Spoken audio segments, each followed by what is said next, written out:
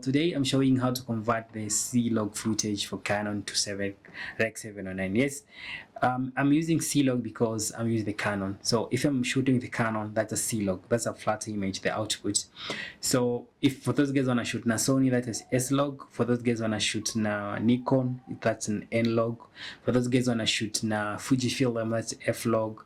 For those guys wanna shoot na Panasonic, that's V-Log. Right, so if you're shooting with different kind of camera ziko na log yake. So what is a log footage?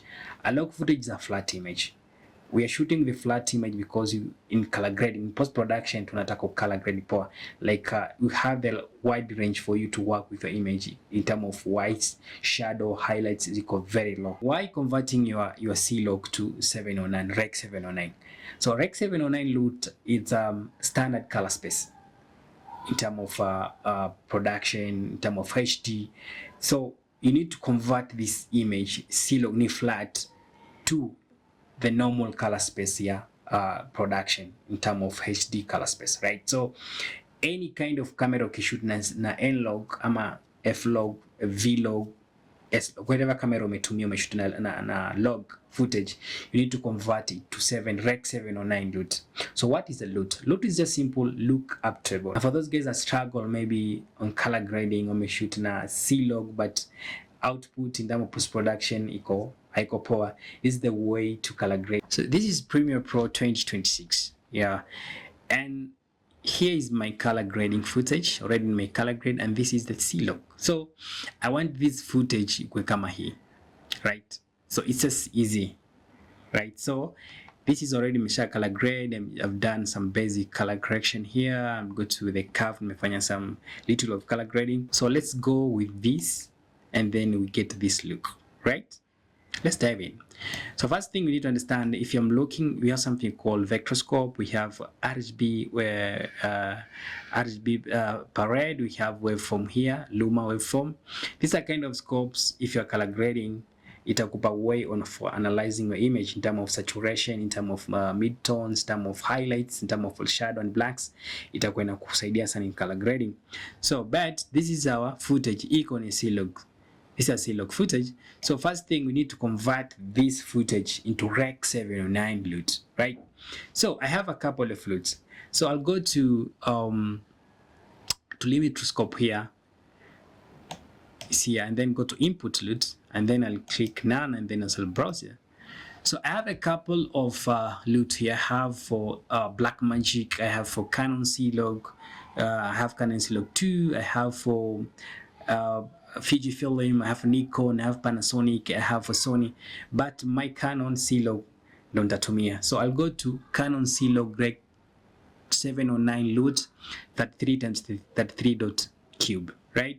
So Canon C-Log 2 is the Canon C-Log, but this is for the Canon C200 and then the Canon 300. So I'll use C-Log to Rec 709 loot 33 times 33 dot cube. So I'll pick this loot here, right, and then say open. Boom. So this is our image, right? Already ilikuwa hivi. This is before, after, before, after. So we have a lot of just adjustment to do here. So the other thing is Premiere Pro. In this era of AI, hauwezi kuwa unafanya kila kitu. Sometimes Premiere Pro inakusaidia. So I'll go to auto. So what Premiere inafanya, it analyze my image and then inanipa some preferable color correction. So I'll click auto here, and I'll give some moment for Premiere Pro to analyze my image, right? It analyze my image, sort of thing like this one. But nasema okay, inakapoa, but I need to do some magic. This image ikae kama hii hapa, right? So first thing nitaenda kusoma the parade form here, the RGB, and then you have vectorscope, and then you have Luma form here. So one thing I do, nitaenda kuongeza contrast kiasi, right? And then nitapick saturation kiasi, that one. And then I can go to curves. We have this RGB curve, and then we have hue, saturation curves, we have hue versus hue, hue versus luma, we have luma versus saturation, and then you have saturation versus saturation. And what I shall do, I'll click maybe 3 dots here, 1 2 3. Make sure that in this curve inatengeneza S curve, skin tone. If I see like my skin tone inakuwa maybe yellowish ama inakuwa red, there's a way to correct it. So let me just show you how to correct your skin tone.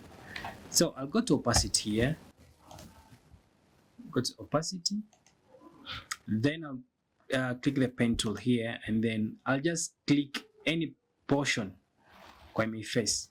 So I'll just click here, right? Then I'll go to hue versus hue, and then I'll click inside this where portion your face may highlight you, and I'll go to lumetri scope, right? So I want to see my color skin tone here.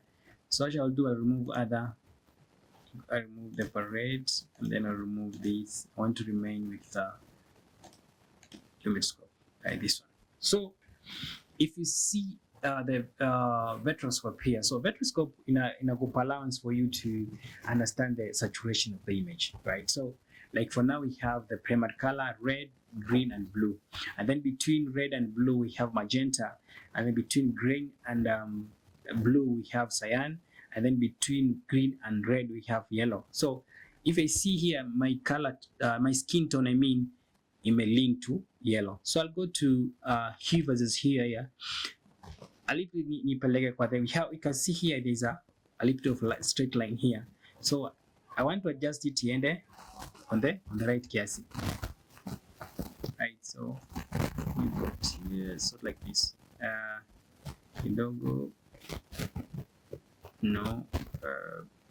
Let's see here. And then I'll go to effect panel, and then I'll click this pen tool here, mask. This is our final image from this to this.